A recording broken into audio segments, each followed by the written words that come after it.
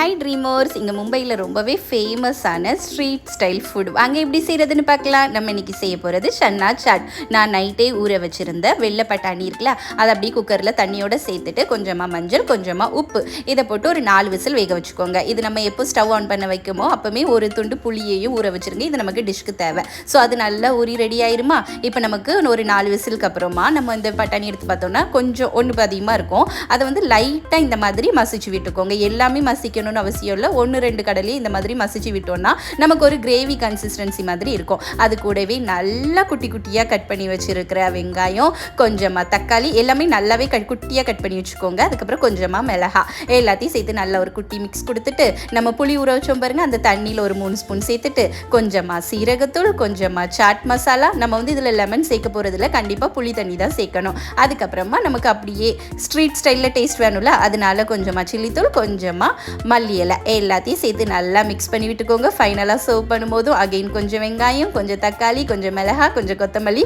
ஃபைனலாக இந்த சேவை போட்டு அப்படி சர்வ் பண்ணுங்கள். செம்ம அட்டகாசமான ஒரு டைம் பாஸ் ஸ்நாக்ஸ் ரெடிங்க. கண்டிப்பாக ட்ரை பண்ணிவிட்டு எப்படி இருந்துச்சுன்னு சொல்லுங்கள்.